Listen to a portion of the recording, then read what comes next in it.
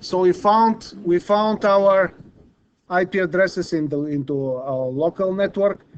What is on the router of the school here as well, we found using the traceRT command and using ipconfig all command and using what's my IP on a browser. Okay, that was the way we found all of this information easily. Any questions about this? Now for the security appliance, we said if we would like to see this interface, the initial wizard, we need to push on the backside the factory default reset button with a pencil or pen for about 12 seconds. It will start flashing in front. You need to remove all the UTP cables you eventually put it there. And after this, in a little bit, you're gonna see what I'm seeing on my screen. Okay, it shows you the appliance and it will start the wizard. Now I click next, and now if I click enforce password complexity on administrators, if I try something simple, it won't allow me. What I'm gonna do here, I'm gonna use this very simple password.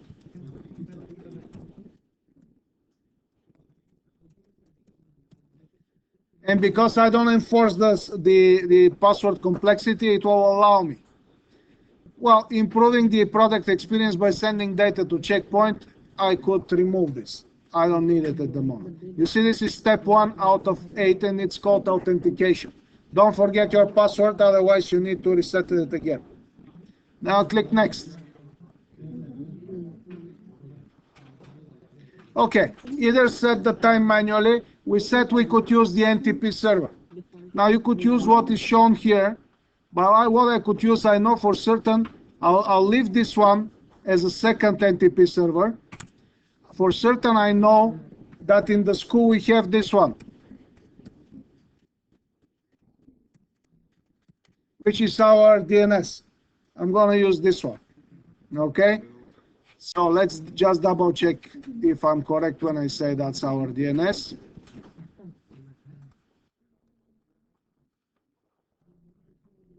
Yes, that's one of the DNS servers. Okay, so I know that it is most probably our NTP server. I could check this, but for now I'm going to use it like this. I'll do next. On the point, would you like to set the current time, Tuesday, January Eastern Standard Time? Yes, I love it. Now the appliance name, I'm going to call it test ascend. You could call it, guys, test dash your name, because you could make some screenshots while you're doing this for your labs, okay? Like I'm doing the movie at the moment. So that's my proof for you guys that I'm doing something, right? So domain name, it says field is not mandatory. And actually, I could use wherever I want. I could use even the local ones here, but I'm going, because it's not mandatory, I'm not going to use it. I'll do next. Okay. Now, we have two choices. We could use it either DHCP, and they show you where to connect the cable. They say one here, right? And they show you exactly where to do it. So I could configure the internet connection later, and I could obviously connect through other means. If I'm connected directly to my service provider, I could use some of the other ones. I could use even a cellular modem, if you see, which might be my telephone. Okay, analog modem, bridge, and so on and so forth. This is a proprietary protocol. I mean, that's a VPN protocol, and so on and so forth.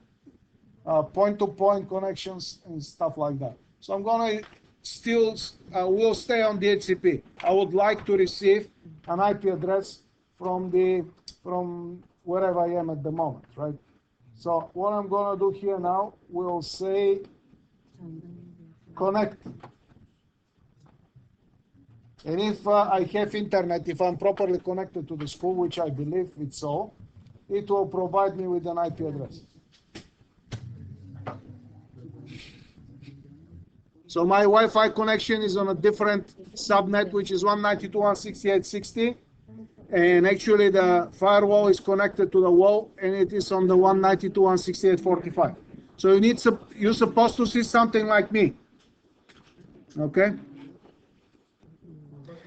So just to remind you guys, is that I did the configuration like that on my card.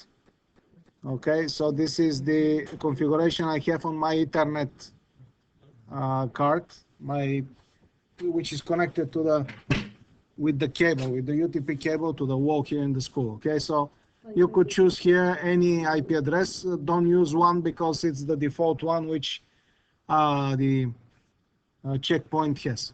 Okay, so that's what it is. So you to get the access to the to the this network wizard. Okay, so once I confirm that I am connected to the internet, I'll click next again, and I could create my internal network. Well, it's created already. You see the IP address is 192.168.1.1. I'm not going to change it. I'll leave it like this. Now I also will allow the DHCP server to work if so I will allow the this to stay because I want any host I plug here to this firewall automatically to get IP address. I just gonna do the DHCP range. I'm gonna say here 200, let's say 250. I'm gonna have actually the 5 addresses will be enough for this range. I don't need more. If I want some addresses to be excluded of the range, I could put them here. As you see, it's not mandatory option. I'll do next.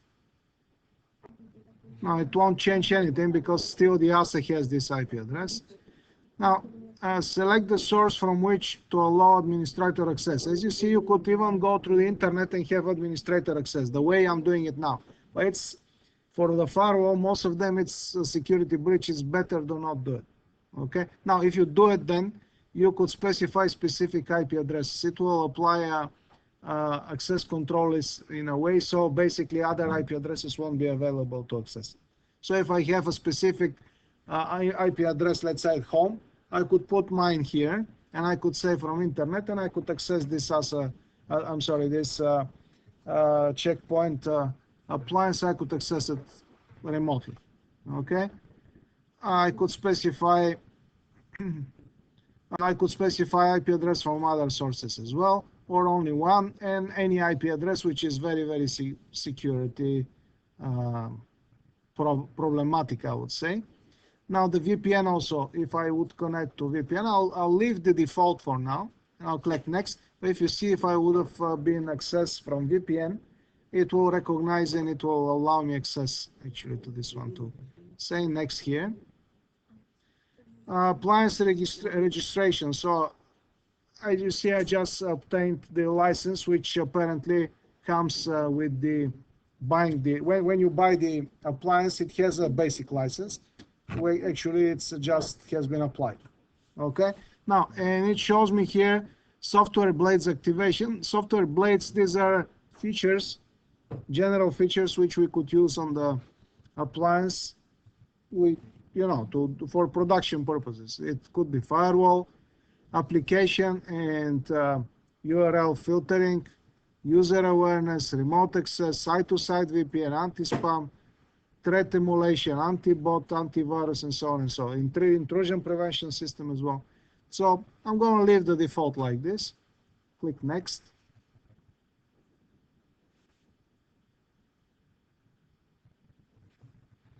And I'm connected, the license obtained. These are the addresses. I could click finish on this. And the wizard is complete. So you see, it's pretty straightforward. And now it will reload, and I will be able to access it again.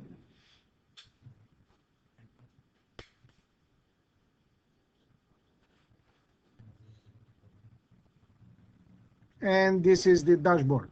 And it's on the left side, you see there are general sections, home, device, access policy, threat prevention, VPN, user and objects, and logs and monitors. Now keep in mind some of these features I need to pay additional licenses for this. Okay, so that's how the firewall producers they do the money. Let's say if I'm going to use the intrusion prevention system, well, to accessing fully the database, I need to pay some fees and other features here, like the bot, this one with the